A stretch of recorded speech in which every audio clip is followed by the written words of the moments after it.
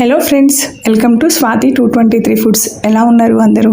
ఈరోజు నేను షేర్ చేయబోతున్న రెసిపీ యాపిల్తో కేక్ రెసిపీని షేర్ చేస్తున్నాను. ఈ కేక్ని ఇంట్లోనే ఈజీగా 20 నిమిషాల్లో ఇడ్లీ పాత్రలో ఉడికించుకోవచ్చు. రెసిపీ ఏంటో, ఇంగ్రీడియంట్స్ ఏంటో తెలుసుకోవాలి అనుకుంటే వీడియోని స్కిప్ చేయకుండా ఫుల్ వాచ్ చేయండి. అదేవిధంగా ఛానల్ని మొదటిసారి చూసినట్లయితే లైక్ చేయండి, సబ్స్క్రైబ్ చేయండి. చూశారు కదా, కేక్ చాలా స్పాంజీగా ఉంది, అదేవిధంగా టేస్టీగా కూడా ఉంది. మీ ఇంట్లో చిన్నవాళ్ళ నుంచి పెద్దవాళ్ళ వరకు అందరూ ఈ కేక్ని ఇష్టపడతారు.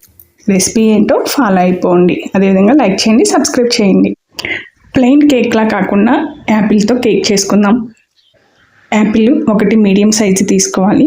దీన్ని సీడ్స్ తీసేసుకొని స్లైసెస్గా కట్ చేసుకోవాలి. మీరు మీకు నచ్చిన ఏ షేప్లో అయినా సరే కట్ చేసుకోవచ్చు. నేను ఇక్కడ స్లైసెస్గా కట్ చేసుకుంటున్నాను. ఇదే యాపిల్లో 1/4 కప్పు క్వాంటిటీకి వచ్చేలాగా చిన్న చిన్న పీసెస్గా యాపిల్ని కట్ చేసుకోవాలి. ఇక్కడ నేను మీకు యాపిల్ నల్లబడిపోకుండా ఒక మంచి టిప్ని చెప్తున్నాను, ఫాలో అవ్వండి. ఒక గిన్నెలోకి నీళ్లు వేసుకోండి, అందులోకి 1/2 టీ స్పూన్ సాల్ట్ వేసుకోండి, అందులోకి ఈ యాపిల్ని డిప్ చేయండి. డిప్ చేసిన తర్వాత 2 నిమిషాలు అలా వదిలేసి దాన్ని వెంటనే నార్మల్ వాటర్లో కడిగేసుకోండి. అప్పుడు యాపిల్ ఎన్ని అవర్స్ అయినా సరే నల్లబడకుండా ఉంటుంది, ఫ్రెష్గా ఉంటుంది. ఈ టిప్ని ఫాలో అవ్వండి. యాపిల్ని ఇలా స్లైసెస్గా కట్ చేసుకున్న తర్వాత ఇంకొక బౌల్లోకి 1/4 కప్ మెజర్మెంట్కి సన్నగా కట్ చేసుకోవాలి. ఇప్పుడు నేను ఇక్కడ ఈ కేక్ని ఇడ్లీ పాత్రలో ఉడికిస్తున్నాను. ఈ కేక్ స్టీమ్ కేక్ ఇడ్లీ పాత్రలో 20 నిమిషాల్లో ప్రిపేర్ చేసుకోవచ్చు. ముందుగా ఆయిల్తో ఇడ్లీ ప్లేట్ని కూడా గ్రీస్ చేసి సైడ్ని పెట్టుకోండి. ఇప్పుడు మెయిన్ ఇంగ్రీడియంట్ నెయ్యి.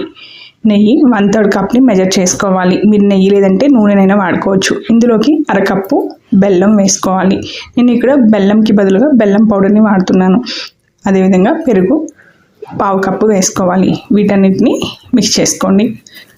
బెల్లం కరిగిపోయేంత వరకు మనము ఈ మిశ్రమాన్ని మిక్స్ చేస్తూ ఉండాలి. ఈ కేక్లో నెయ్యి వేస్తే చాలా టేస్టీగా ఉంటుంది. ఆయిల్కి బదులుగా నెయ్యిని వాడుకుంటే కేక్ చాలా సాఫ్ట్ కూడా వస్తుంది. ఇప్పుడు 1 టీ స్పూన్ బేకింగ్ పౌడర్ వేసుకోవాలి. 1/2 టీ స్పూన్ బేకింగ్ సోడా వేసుకోవాలి. కేక్ ఎప్పుడైనా సరే స్పాంజీగా రావాలి అంటే ఈ 2 ఇంగ్రీడియంట్స్ కంపల్సరీ. ఇప్పుడు ఇందులోకి రాగి పిండి 1/2 కప్పు తీసుకుంటున్నాను. ఇది 200 గ్రామ్స్ పైన మెజర్ చేసే కప్పు. కేక్కి ఖచ్చితంగా కప్ మెజర్మెంట్ని ఫాలో అవ్వండి. అందులోనే 1/2 కప్పు గోధుమ పిండిని వేసుకోవాలి. కోకో పౌడరు 1/2 కప్పు వేసుకోవాలి. కోకో పౌడర్ కూడా వద్దు అనుకుంటే మీరు స్కిప్ చేసుకోవచ్చు. ఇప్పుడు ఈ ఇంగ్రీడియంట్స్ అన్నీ మిక్స్ అయ్యేలాగా మిక్స్ చేయండి. ఇలా మిక్స్ అయిన తర్వాత ఇందులోకి 1/2 కప్పు పాలు వేసుకోవాలి. పాలు వేసుకున్న తర్వాత ఈ మిశ్రమము కొంచెం లూజ్గా అవుతుంది, కరెక్ట్ కన్సిస్టెన్సీలో వస్తుంది. పాలు తక్కువగా కొద్దిగా వేసుకుంటూ మిక్స్ చేసుకోవాలి.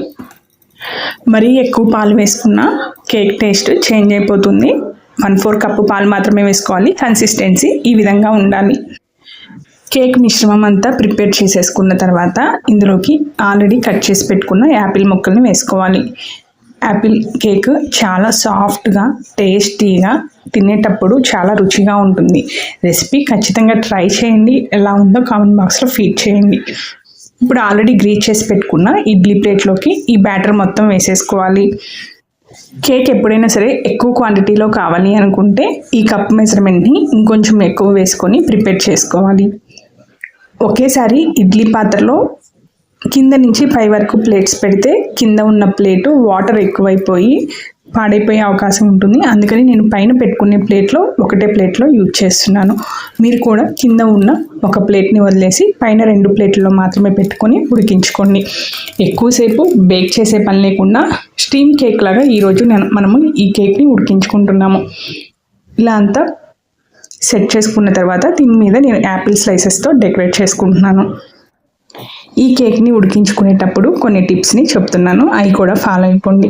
ఇడ్లీ పాత్రలో 1 గ్లాస్ వాటర్ మాత్రమే పోయండి. 300 ml అడుగున వాటర్ని వేసుకోవాలి.